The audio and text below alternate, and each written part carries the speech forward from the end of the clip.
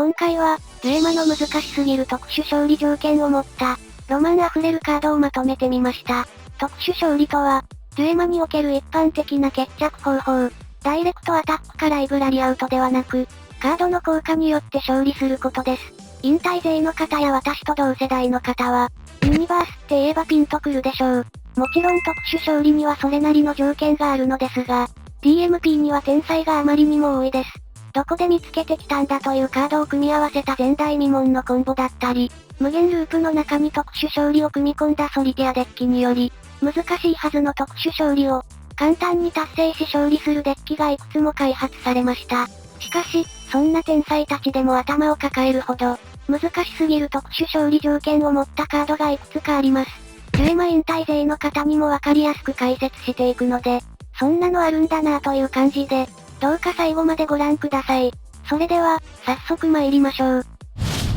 D2P ヘビーポップ。ターン終了時にワンドロー。その後光の3マナ以下のクリーチャーを1体、ただでバトルゾーンに出すことができます。そしてこいつの難しすぎる特殊勝利条件とは、自分のターンの初めに、バトルゾーンに自分の D2 フィールドと、自分の同盟クリーチャー4体以上あれば、ゲームに勝利できるというもの。D2 フィールドとは遊戯王でいうフィールドカードとほぼ同じです。バトルゾーンに1枚しか存在できないため、相手の D2 フィールドに張り替えられる危険性もありますね。また、同盟クリーチャー4体をバトルゾーンに揃える。これも簡単なことではありません。エビーポップの能力で地道に揃えていくこともできますが、大体エビーポップが出ている以上、相手は特殊勝利を警戒し対処してくるので、そういった相手の除去をかいくぐり続ける必要があります。じゃあマナ貯めて一気に揃えてしまえと、そう思う方もいるかもしれませんが、そもそも同盟カードを4枚揃えるのが根本的に難しいということと、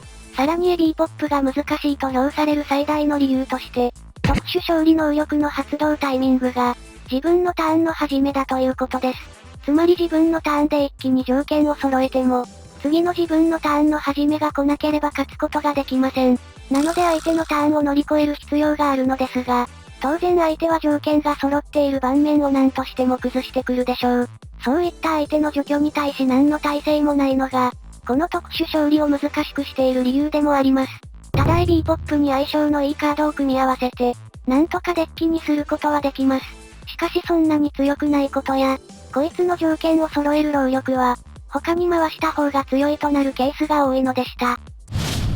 ケロ4カルテット。こいつの難しすぎる特殊勝利条件とは、自分のターン開始時に、バトルゾーンに自分のケロ4カルテットが4体以上あれば、自分はゲームに勝利するというもの。一見、先のエビーポップと同じに見えますが、エビーポップは同盟カード4体ということで、エビーポップ自身でもいいし、他のカードでもいいのです。つまり除去耐性持ちのカードを4体揃えてもいいわけですね。しかしケロ4カルテットは自身が4体揃う必要があります。そしてケロ4カルテットは、破壊されたら墓地の代わりに手札に戻る効果はあるものの、4マナでパワー戦という貧弱さ。墓地に行かないだけで除去耐性は何もありません。ローズキャッスルやファンクなど、これ1枚でもう無理になってしまうほど、こいつらはか弱い生き物なのです。さらにシールド落ちもだいぶ恐ろしい要素ですよね。そしてヘビーポップと同様、トリガーするタイミングは時ターン開始時、つまりようやく揃えたカエルさん4体を、相手ターンで除去されないようお祈りするゲームが始まるのです。なので先のヘビーポップより、こちらの方が厳しい条件だと思っています。ただ、条件は厳しいものの、貧弱なカエルさんというテーマや、愛らしいイラスト、そして厳しい条件を乗り越えている特殊勝利というカードは、一部 DMP を魅了するには十分すぎる要素を持ち、今もなおファンが多く研究されているカードであります。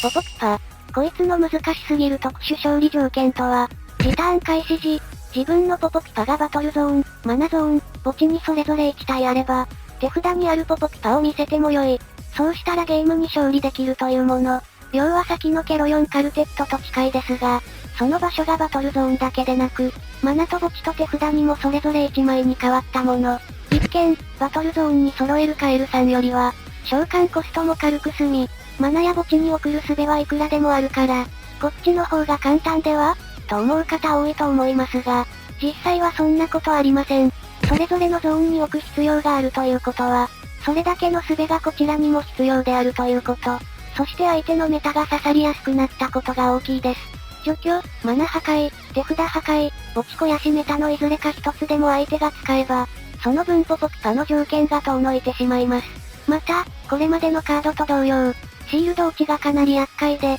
かつターン開始時の発動のため、相手のターンを乗り越える必要があるということ。以上のことから、ヘビーポップやカエルさんより、ポポピパの方が難しいと感じる方は少なくありません。皆さんはどう思われますか？よかったらコメントから教えてください。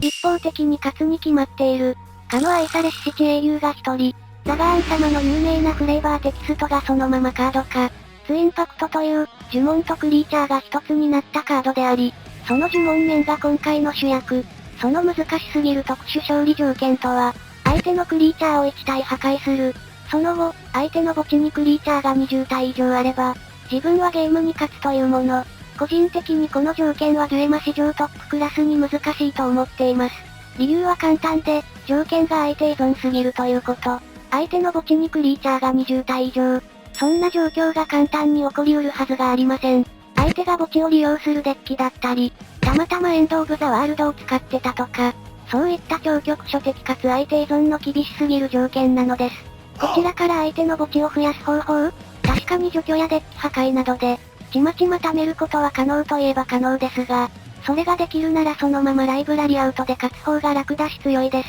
こいつである必要がありません。もっと言うと先に紹介した3枚は、ループに組み込んで無理やり揃えたり、エクストラターンを得ることで相手ターンをすっ飛ばして、次ターン開始時を迎えるコンボで安全に条件達成が可能なのですが、こいつに限ってはそんな真似できません。ループして相手の墓地を貯める方法があったとしても、そのままループしてライブラリアウトで置け。それなのにこいつで勝利宣言はもはや煽りですよね。そんな感じで相手依存すぎるこの条件は、DMP の中でも歴代最高難易度であると評されることが多いです。しかしこのカードは、デュエマ史上初の特殊勝利効果を持つ呪文であり、さらに闇文明初の特殊勝利効果持ちという、二つの快挙を成し遂げたカードなのです。やはり我々が愛したザガーン様は、こうでなくてはなりませんよね。以上、デュエマの難しすぎる特殊勝利についてまとめていきました。いかがでしたか？デュエマ引退勢の方にとっては、見知らぬカードばかりだったと思います。私のようなおじさんにとってみれば、冒頭でも話した通り、特殊勝利ってユニバースのイメージがかなり強いんですよね。でも最近のデュエマ、というか数年前から、ユニバースって比較的簡単な条件なんですよね。ちょっと語弊があるかもしれませんが、まあそんな感じで、いやこいつの方が難しいぞってのがあれば、ぜひコメントから教えてください。ここまでご視聴いただきありがとうございました。よかったらチャンネル登録や高評価で応援よろしくお願いします。